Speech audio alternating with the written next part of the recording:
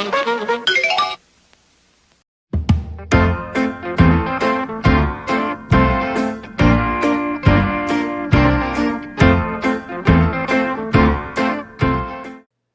all, TC Kirkham, the Kirkham Report here, and got a contest entry for my pal Rod, the Happy Hippie. Love Rod's channel, gave him a shout out on this week's Kirkham Report, and if you haven't checked out his channel, go over there and do it. He's trying to get to 1,000 subscribers, and definitely deserves it because he's so much fun to watch. He has asked us to do 10 things you want in music in 2023. I had to sit back and think about this. This was not an easy thing to do. But I'm going to give it a shot, okay? First off, number one, there's one question that have to be included, and then the other 9 are okay, and we'll talk about that must include at the end. Number one, there are 2 albums that came out on CD only in the mid-1990s that I want to see get vinyl releases. I've been pushing for these for a couple of years, and I really love to see the vinyl come out because they could be, well, they missed the 30th anniversary of one last year, which is too bad, but the other one is still coming up, and neither one of them have ever been released on vinyl in the States. I don't know about Japan. They may have been vinyl over in Japan, but here they haven't been released. And a couple of them they're 2 entirely different types of music, and one of them is going to surprise people because I am a pop guy, but I do have my heavy metal stuff I like too.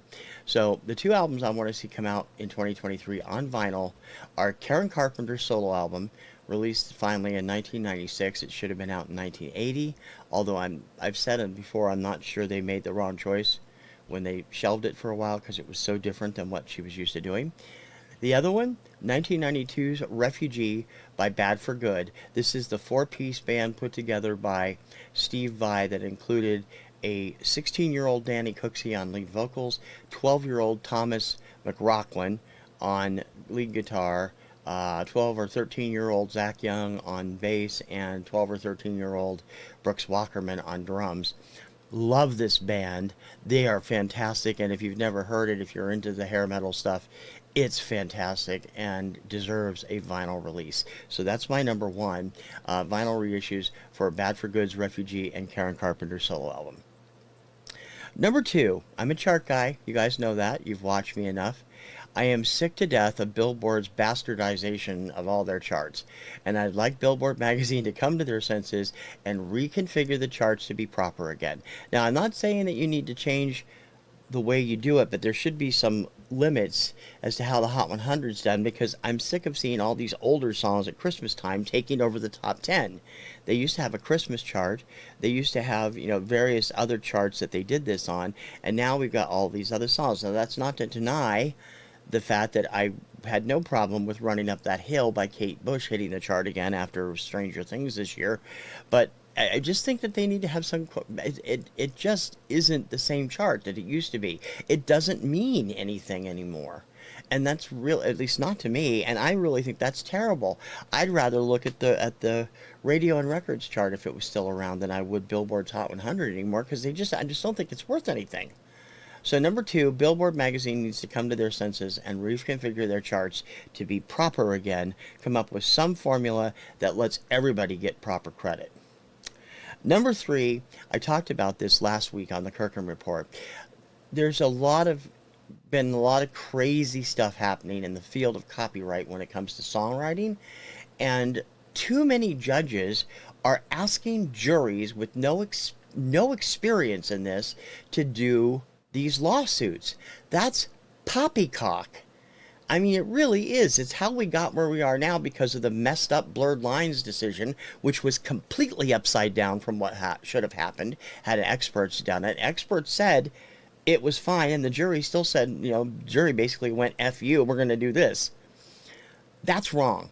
Congress needs to intervene and put together a law on the books that limits copyright lawsuits to experts in the field, because these are experts for a reason. They learn copyright back and forward and IP back and forward. These kind of lawsuits, copyright, trademark, and intellectual property, they can't be decided by an average jury because they don't know anything about how the laws work. I don't know how they work. I wouldn't want to be on a jury for that kind of case. I don't know why anybody would be. You know, it doesn't make any sense that they're letting juries decide this stuff. So Congress, please intervene and come up with a law or something, or a copyright office can do it too, which basically says any lawsuit, copyright involved, trademark involved, IP involved, must have a jury of people who are experts in the field, not just your average Joe. So that's number 3. Number 4, this last year, as I said when I did my show with Katie last spring, there were a lot of out of control prices for Record Store Day this year. Some things were just way too expensive for what I thought they should be. You know, I don't mind paying $40 for something, or, you know, a little bit more if it's a box set like the War box set I spent $120 on last year. That was well worth the money. But when you have a two disc collection and you're asking $45 or $50 for it, and per song that makes it like $5 or $6 per song, that's kind of stupid. So Record Store Day price stabilization needs to happen. Let's figure out a base price for the stuff that's coming out and stop overpricing everything. Now, it doesn't happen all the way across the board. Record Store Day has generally been fairly good the last couple of years when I've been involved. But there have been some stuff I just thought, like, why are they asking this? $55 for the Tiny Tim album. I wasn't prepared to pay that much. I would have liked to have had it, but that was ridiculous. 46.99 for the Sheena Easton 12-inch Greatest Hits collection? Really? I bet it didn't move very many of them. It's just like that they're just like the dumb decisions of certain things that I'm like, why was Sean Cassidy's Wasp reissued on Record Store Day? Other than the fact that it was produced by Todd Rundgren, it's not that great of an album, and everybody that took it got stuck with it. What a shock. So Record Store Day needs to stabilize their prices and stop overpricing things that won't sell if they do overprice them. Just me. I know it's not perfect, but you do what you can. Number 5, we lost Joel Whitburn this year. Joel Whitburn was the creator of and the head of Record Research Incorporated, the company that does all the fantastic books on the Billboard charts and other charts. And his company is in great hands. His daughter and his team of other people are involved, and they're continuing on with their work. They're releasing a book on the Gavin Report in December, which I cannot wait to get a hold of, being the chart person that I am. The Gavin Report, for those of you who don't know, was a top 40 tip sheet. For the longest time, it became a full magazine in the late 60s or early 70s, but it was mostly a tip sheet of all the songs that pop radio was playing at the time.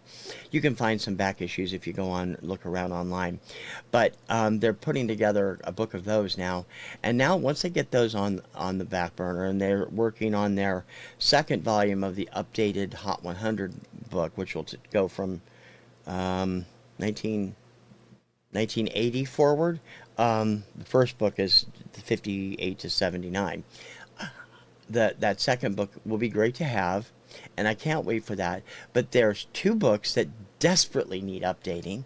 The Adult Songs book, which hasn't been updated since 2003, and the Dance and Disco chart, which also hasn't been updated to 2003. So I hope Record Research will take the time to update both of those books, and I'd also like to see them do books on other charts, like the Pop Singles chart for Contemporary Christian Magazine, CCM, and also the charts that were provided by College Music Journal in the late 80s through the early 2000s. Those would make fascinating books for me. I'm always interested in chart stuff. It doesn't just have to be Billboard, Cashbox, Record World, Radio on Records, or now the Gavin Report. Album Network would make a great book too. I basically want chart books of everything. That's just my greedy. I want chart books of everything. So number 5, Record Research continue to do great books and update the ones that need updating, and work on some new books for other magazines like CCM and CMJ. Number 6, I've done a lot of people on my Artist You Should Know feature on the Kirkham Report, and I would like all of those people, and some that I haven't yet featured, to get noticed in 2023 and to get their albums out in 2023. Several of them were supposed to be out this year, and they didn't get them out in time. One in particular, is kind of put the music on the back burner, and I think it's a mistake. And that's a gentleman I've talked about several times on here, and I often have a t-shirt on for him, pro wrestler Marco Stunt. Marco Stunt is one of the best songwriters I've ever seen. I mean, this guy and his voice and his style is comparable to Ed Sheeran, James Taylor, a whole bunch of other. He's fantastic, but he's put that on the back burner since leaving AEW, and I hope he gets back to it. I also wish huge success in the next year to anything new released by Jacob Velasquez, Dylan Zangwill, who I'm still waiting for. I know he's been working on the album.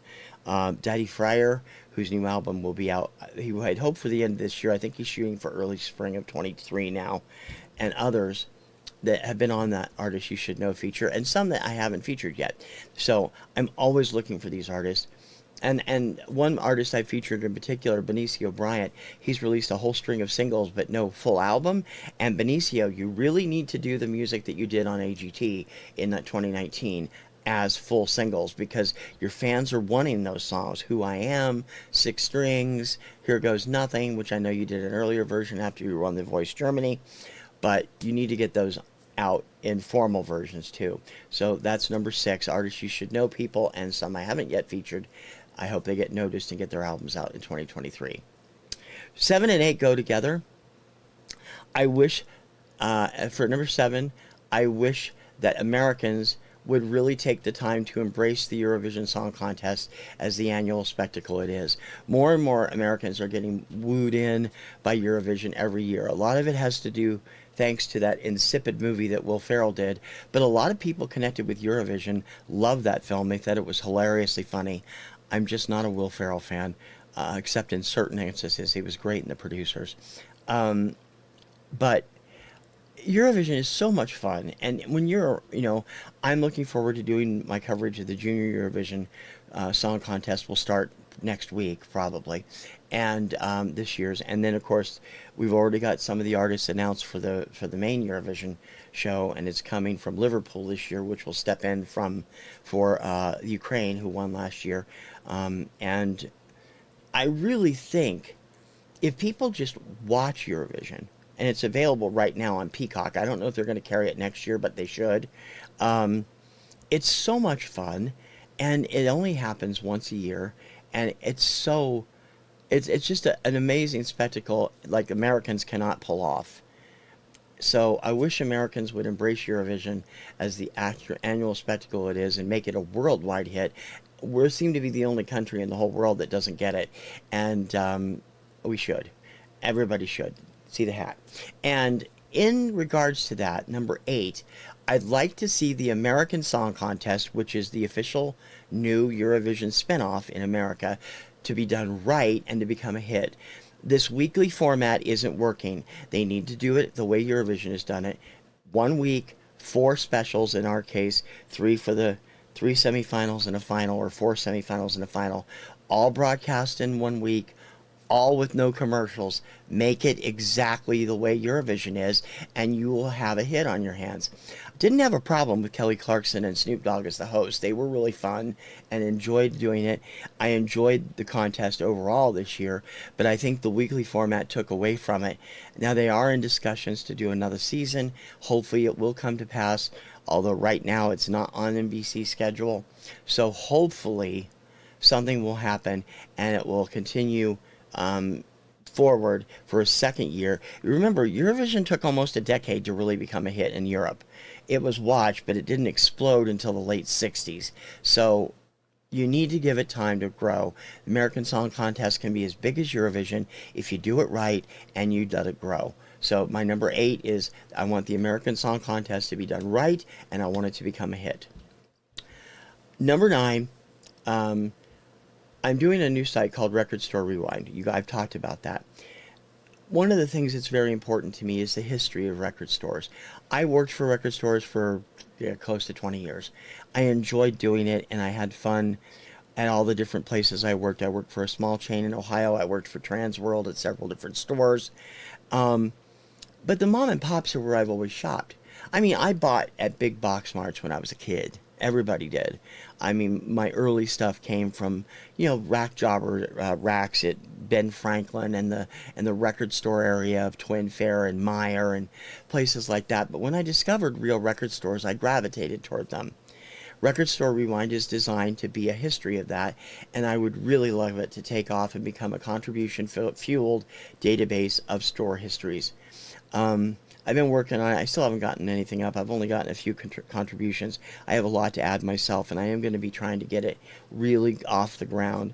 And I did mention yesterday in my video for my Kirkham Report this week, I did ask Tone Scott to get involved because he does those kind of profiles for Goldmine, and I said, help me out, email me, let's talk. And I'm glad he's still speaking to me after I screwed up so badly and said he'd only been a vinyl community member for a few months, when actually he's been with Goldmine for a few months and he's been a vinyl community member for over a decade. Thank you to him and Richard McCook for pointing that out. I totally screwed that up yesterday.